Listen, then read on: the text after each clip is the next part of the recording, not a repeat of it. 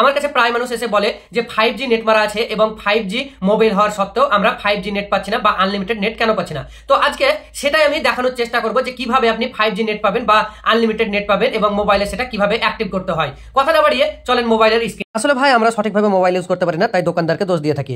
আজকে আমি শুধু জিও সিম নিয়ে আলোচনা করব এবং এয়ারটেল নিয়ে অন্য কোনো দিন আরেকটা ভিডিও বানিয়ে আপনাদের সামনে প্রেজেন্ট করব। প্লে স্টোর থেকে মাই জিও অ্যাপটি নামিয়ে নেবেন, মোবাইল নাম্বার এবং ওটিপি দিয়ে প্রথমে রেজিস্টার করে নেবেন। অ্যাপটিতে টাচ করবেন এবং সার্চ অপশনে এসে শুধু লিখবেন 5G।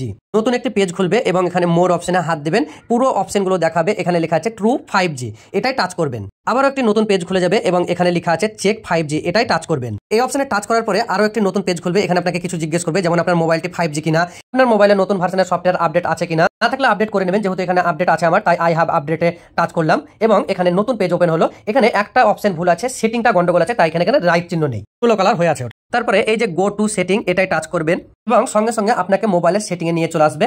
সেটিং এ এসে নেটওয়ার্ক অ্যান্ড ইন্টারনেটে হাত দেবেন। নেটওয়ার্ক অ্যান্ড ইন্টারনেটে হাত দেওয়ার পরে আবারও একটি নতুন পেজ খুলে যাবে, সিম কার্ড অ্যান্ড মোবাইল নেটওয়ার্ক লেখা আছে। আবারও একটি পেজ খুলে যাবে এবং এখানে সিম অন লেখা আছে, এটাই আমি টাচ করলাম। তারপরে প্রফার্ড নেটওয়ার্ক টাইপে ক্লিক করবেন, যেখানে 4G 5G 2G করা আছে। যদি 5G করা থাকে তাহলে 4G করবেন এবং 4G করার পরে আবার কিন্তু 5G করে দেবেন। তারপরে আপনার মোবাইলটাকে একবার রিস্টার্ট করে দেবেন, দেখবেন আপনার 5G কিন্তু অ্যাক্টিভ হয়ে গেছে। যদি নেট স্লো চলে তাহলে কিন্তু অটোমেটিক্যালি ফাস্ট হয়ে এবং কিন্তু আনলিমিটেড নেট পাবেন।